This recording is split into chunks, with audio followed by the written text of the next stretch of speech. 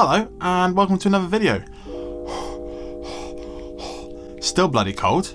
So I'm filming this actually before Christmas, but I'm going to release this after Christmas. So that's confusing me quite a bit, and I feel like I want to talk about a video that you would have seen now, but when I'm recording this I haven't quite made it. It's a very confusing video to start with.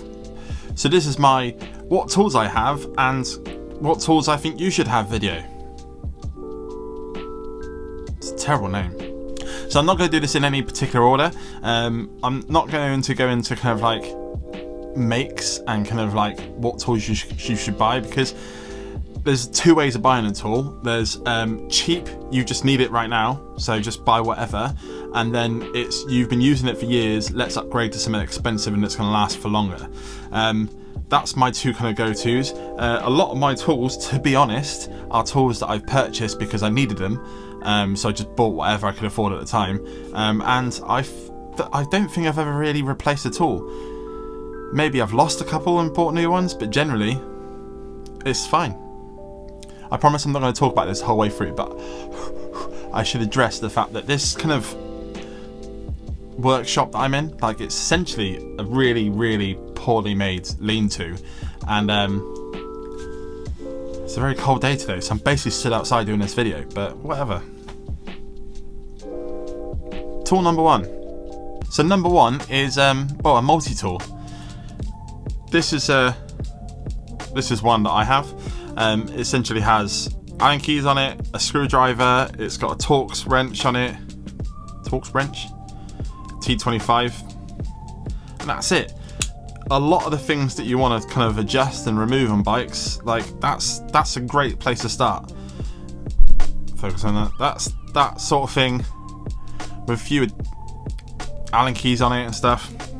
That's the minimum you would need. Whilst we're on kind of Allen keys, some Allen keys. I would say this is one thing that if you are going to buy some Allen keys, don't get those really cheap ones for nothing, that like a black kind of like, I've probably got the image on the screen right now, like they're really just dirt cheap, because like they're fine, but the thing with the Allen keys, you do want to spend a little bit on them because you don't want to just round off bolts. So these ones, I'll try to put a link on down below, but these ones are coloured, which doesn't really matter, but they are really good, and the tips on them, if you can kind of see, are quite kind of sharp. So yeah, I've not rounded anything off, so they're good. Probably, I'd say one of the most important out of the bunch I'm going to talk about is a chain tool. When you get one of these really crusty, rusty old bikes, the chain is probably going to be the worst part of it.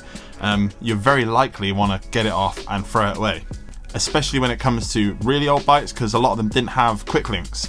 They would just have the kind of riveted bolts, and kind of you'll need one of these to kind of get it on and off. So chain tool, very important. On the back of chains, I would also say a chain whip, one of these bad boys. These are used to kind of hold a cassette still when you're using the tool to undo it, to take it off. You may need two if you're using some of the older school kind of Hyperglide cassettes or freewheels, because they would you actually have to use two to kind of wrench them off. I wouldn't say you necessarily need to go and buy two immediately, but you may need to buy two eventually, so yeah, just bear that in mind. This one is quite a cool one. It's more expensive. These are really cheap, you can get these everywhere. This one was a little bit more expensive, I got it on sale. Essentially it's a crocodile. I'm losing it. Next are some specialist parts, or specialist. You gonna zoom in on them? Focus down here. There you go.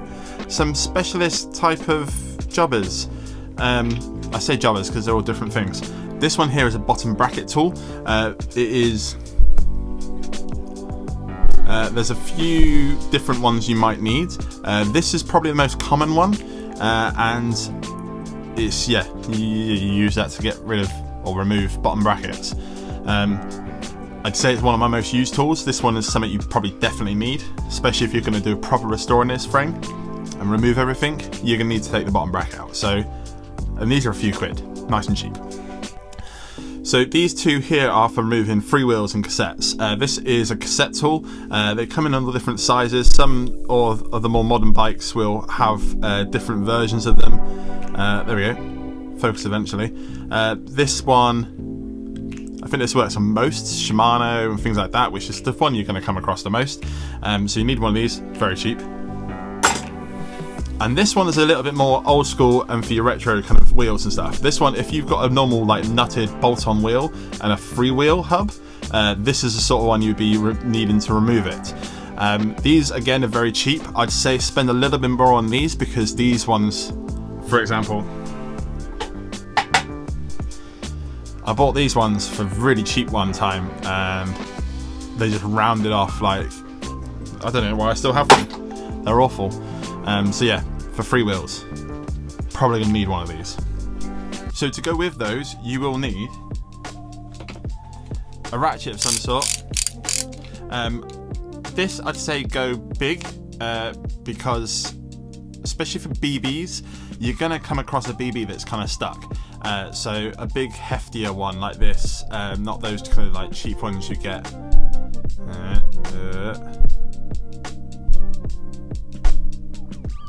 Look, I'm trying to focus. It says nah. There you go, look. But anyway, a ratchet. Talking about stuck BBs. A breaker bar. This one was like 12 quid. They're not very expensive. You will use it, like I've used it twice. So it's not something you need, but it's something to be aware of when it comes to old bikes and removing parts from them.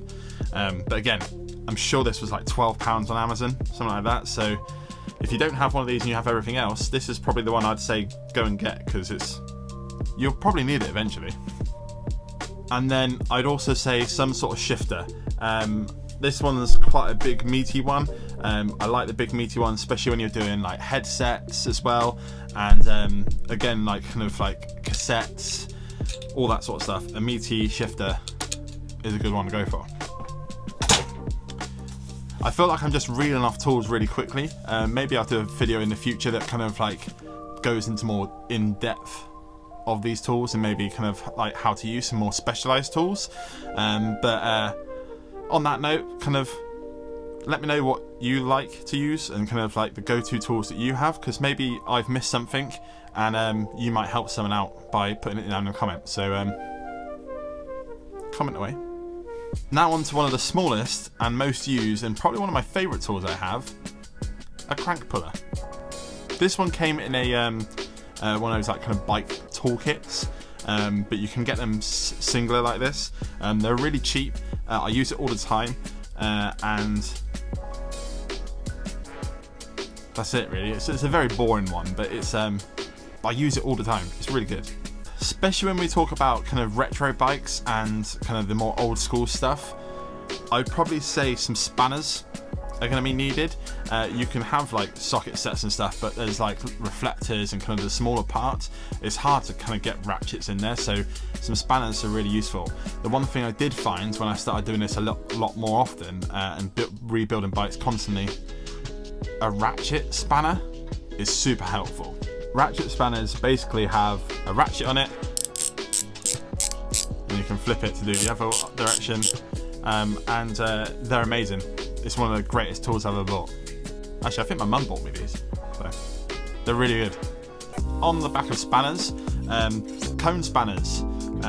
You can get them pretty cheap, but I'd say get a middle tier one. Never buy a cheap one of these because the cheap ones just bend, and you're trying to pull a wheel off or pull a wheel apart, and it just falls apart. So cone spanners are really, really useful. You'll use them all the time, especially when you start kind of fixing and re-greasing old wheels and things like that. But also, my toolbox is right there, by the way. That's why I keep like ching. But anyway, the other one is one of these big headset kind of spanner jobs. This one This one, you don't like. You're probably going to end up spending about this much money. I think this was maybe like £10 or something. I use it all the time, especially when you're adjusting or putting on a new headset, or even redoing the old headset or taking it apart. It's going to come in handy. We're getting to the last couple of tools now, and they're becoming a lot less necessary and more kind of like they'll help you the further we go along. I've noticed that with the last couple I've just talked about, but these two are kind of very much in that place. The first one is cup removers. So these are to remove the actual headsets on the bikes.